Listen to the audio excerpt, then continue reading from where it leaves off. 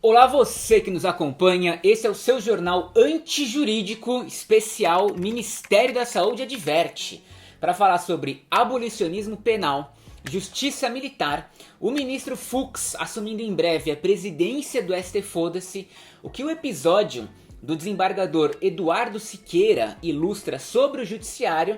E aproveitando também esse episódio, vou falar um pouco mais, como sempre, sobre as origens históricas da polícia e, afinal de contas, sobre o que é segurança e o que é ordem pública. E antes de mais nada, lembrando como sempre que esse programa existe graças aos nossos colaboradores lá do Apoia-se, que ajudam com quanto podem, pelo tempo que quiserem. E que também, para além do Apoia-se, a gente tem a parceria com a editora Boitempo. Então, comprando livros nesse link aqui, uma parte é destinada a financiar o canal. E tem mais! A partir de agora, a nossa parceria com a editora Boitempo se estende também para a assinatura da revista da Boitempo, que é essa aqui, A Margem Esquerda. Essa aqui, Motins, foi a última edição. É uma revista semestral. E na assinatura da revista, com esse cupom aqui que está aparecendo, Margem Antijurídico, você tem um desconto de R$10, tanto na assinatura anual como na bianual. Esse cupom ele vai vencer especificamente no dia 17 de setembro, beleza? De 2020. Eu não sei se você está assistindo isso do futuro, se é que existe futuro.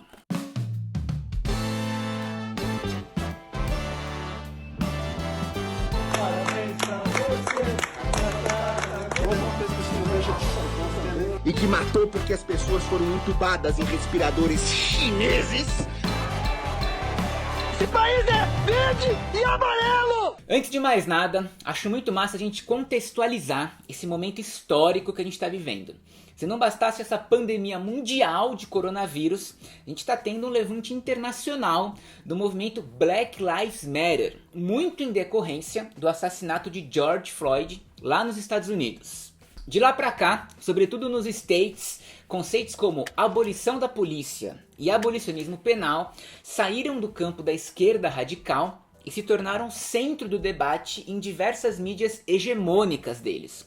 O que, sem sombra de dúvidas, é algo muito importante para que as pessoas comecem a tomar consciência do que é ser abolicionista. E com a repressão violenta de todas as manifestações do Black Lives Matter, outra reflexão também surgiu. E aí, pouco importando se você é de direita ou de esquerda, se você é abolicionista ou amante das armas, uma coisa é certa.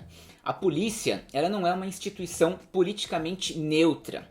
E não é porque a ordem social que ela deve assegurar não é uma ordem social politicamente neutra. Conceitos de ordem, segurança, estabilidade e mesmo em até alguns casos o próprio conceito de crime, principalmente se você parar para pensar em termos de aborto e drogas, por exemplo, não são conceitos consensuais.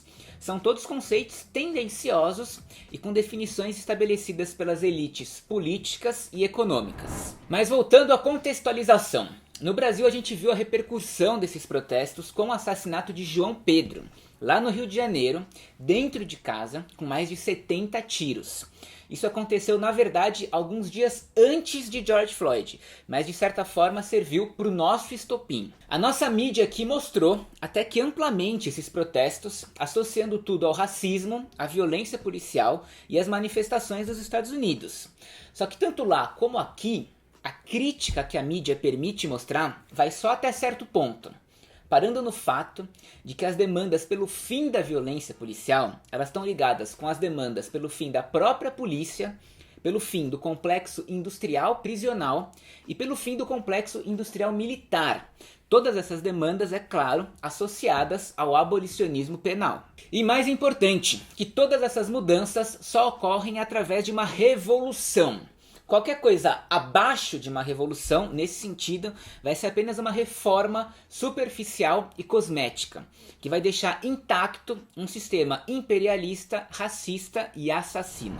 Sobre essas reformas, vale destacar que aqui em São Paulo, a Justiça Militar autorizou agora a Polícia Militar a apreender armas e objetos em ocorrências com mortes, inclusive em casos decorrentes de intervenção policial. E isso em meio a mais um ano de recordes de letalidade policial aqui no estado de São Paulo. Tipo, a polícia ela conseguiu bater recorde de letalidade mesmo em um cenário de pandemia, quarentena e isolamento social. Mas bom, você não mexer na cena do crime, ainda mais quando você é um policial e está envolvido na treta que aconteceu, é uma premissa básica que você aprende assistindo qualquer episódio de CSI. Por mais que essa seja uma série de ficção, que não retrata a realidade do trabalho da perícia e o quão eficiente ela realmente é.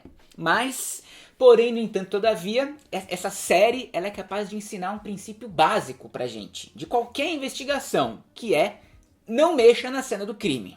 Se já tava beleza, agora que ficou mil maravilhas. Dá pra nossa PM matar alguém, mexer em tudo, apreender coisas e contar a sua versão da história. E só a sua, porque o outro lado tá morto. E pior, essa decisão, como eu disse, partiu do Tribunal de Justiça Militar, que primeiro, nem tem competência para decidir isso. E segundo, cá entre nós aqui, pra que existe justiça militar? Não, sério, não é retórico, é sério. Conclusão, mais um ponto para a guerra às drogas, que é tanto o principal foco da atuação policial quanto do encarceramento em massa. E aí tem mais, Fux, que em setembro vai se tornar o presidente do ST Foda-se, já sinalizou que irá evitar pautas polêmicas, como a descriminalização das drogas. Ou seja, 2 pontos para a guerra às drogas. E aqui vale um parênteses. Fux, para quem não se lembra, foi o responsável por, em uma canetada, sozinho, estender o auxílio moradia a todos os juízes do Brasil durante 4 anos.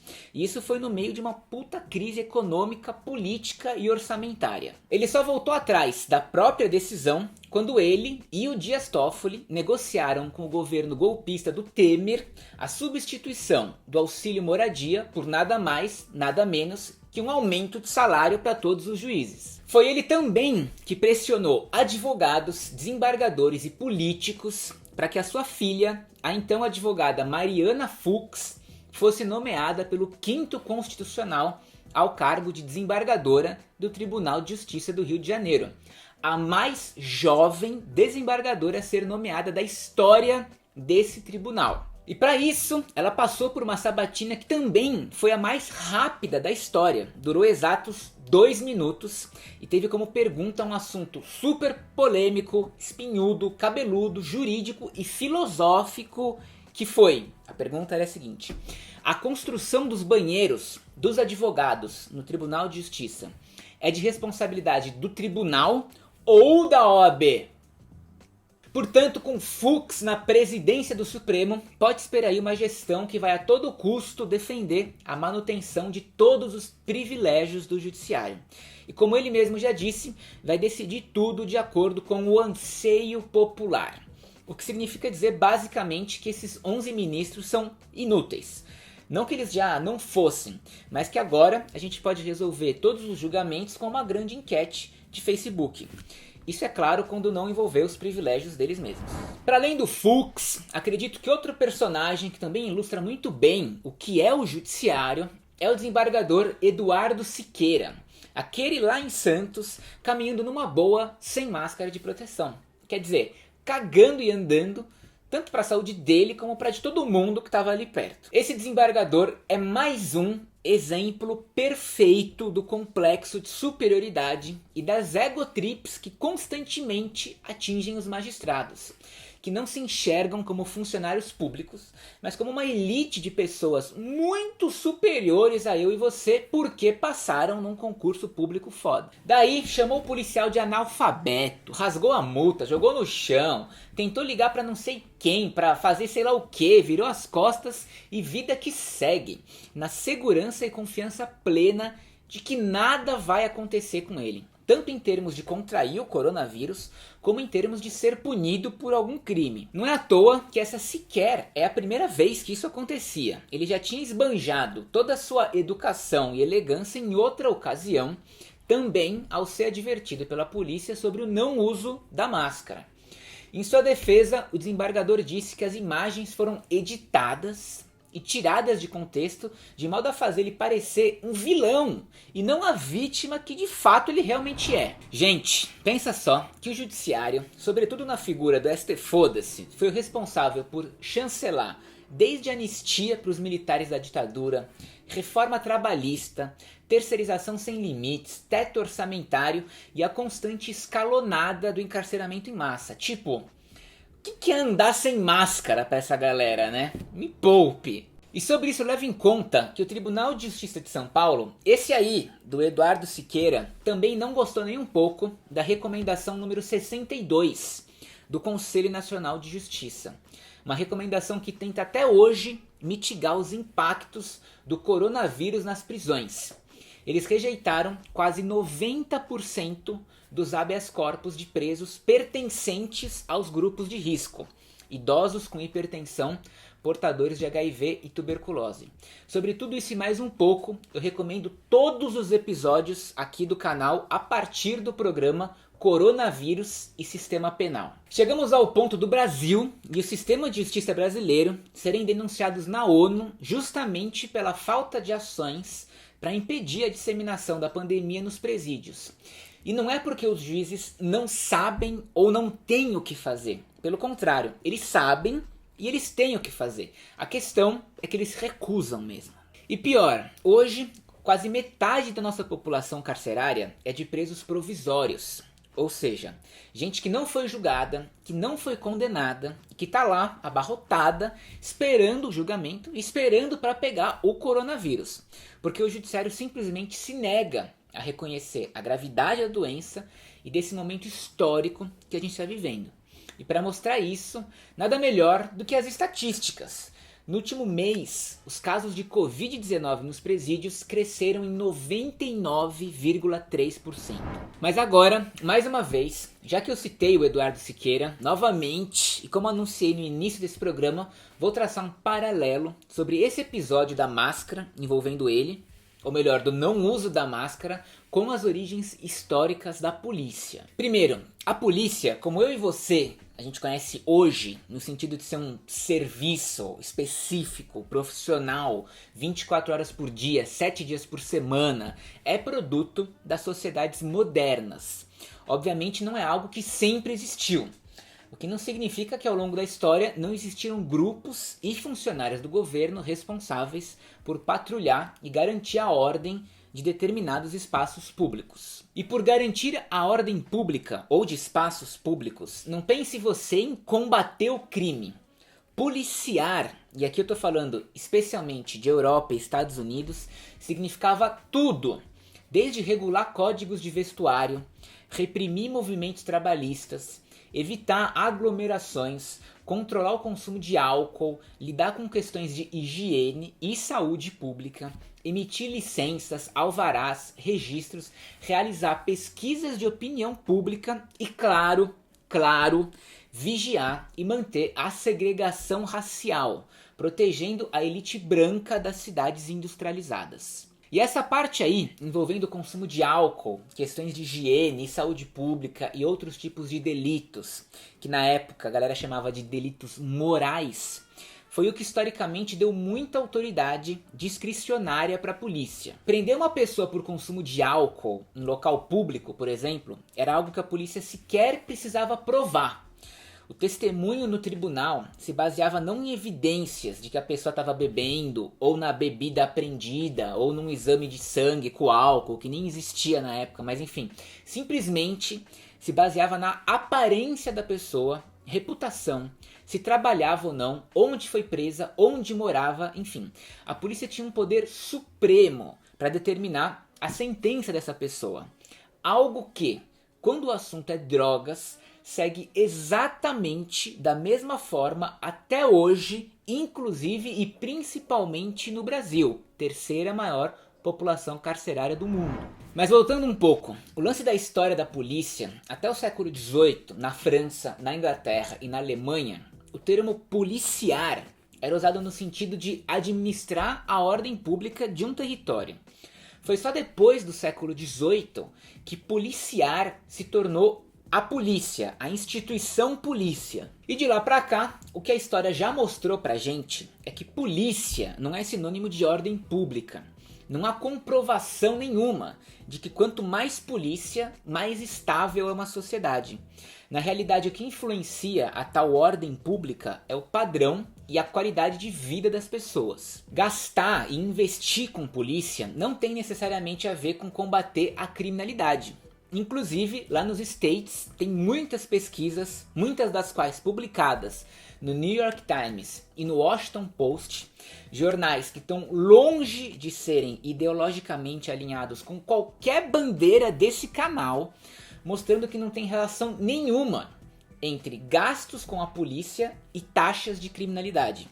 Não tem evidências de que gastar com mais polícia reduz o crime, sacou? Por outro lado, uma coisa é certa. Independente dos níveis de criminalidade, os maiores orçamentos da polícia vão para cidades mais segregadas e com populações majoritariamente negras e pobres.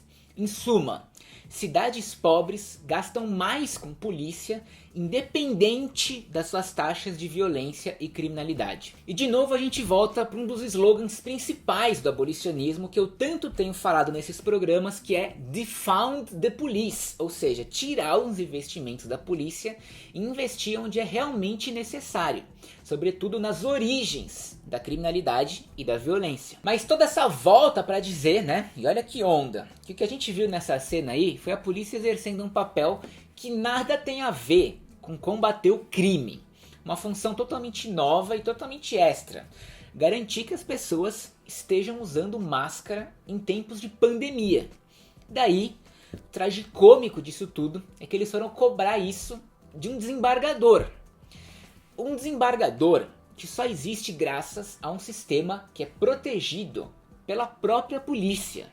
Por isso que, quando esse sistema se volta contra ele, dá em nada.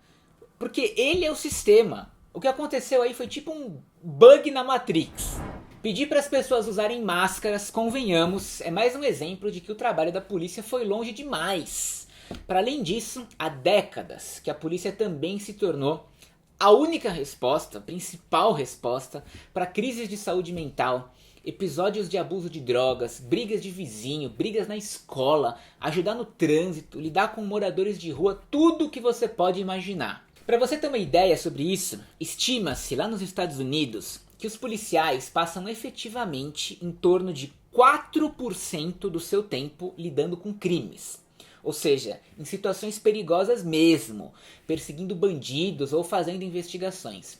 E mesmo nesses 4% de tempo, a gente tem que levar em conta que eles não estão necessariamente fazendo um trabalho incrível e maravilhoso. Muitas vezes eles não descobrem nada, ou as pessoas fogem, ou eles matam um inocente. Coloca isso aí na conta também. O fato é, o resto do tempo, 96% do tempo, eles estão lidando com todas as tretas possíveis e imagináveis que nada tem a ver com crime. Exemplo, pedir para as pessoas usarem máscaras. O que poderia ser solucionado por um leque de outros profissionais e serviços muito mais preparados do que eles. E o resumo da ópera que eu queria trazer dessa vez é em torno dessa disputa de conceitos de segurança e ordem pública. Falar de segurança é sempre treta, porque como eu digo, há uma crise de imaginação. Esse é um assunto que definitivamente colonizou diversas áreas da nossa vida e do nosso pensamento. E é um absurdo você se posicionar tipo contra segurança. O que para muitos é o que parecem fazer os abolicionistas. Mas é de longe o que eles fazem. Portanto, lembre-se, minha camarada abolicionista, quando uma noção ou um conceito se torna difícil de ser contestado, como é o caso de segurança e ordem pública, é porque definitivamente tem alguma coisa errada. E é hora que você deve se perguntar, o que tem por trás desse discurso? Quem impulsiona e quem manipula esses conceitos? E sobretudo, quem se beneficia desses discursos e desses conceitos? Daí, com um pouco de pensamento crítico, e olha que nem precisa de muito, você já consegue sacar que a segurança e a ordem pública que tentam te vender a todo momento é uma segurança excludente, racista e classista.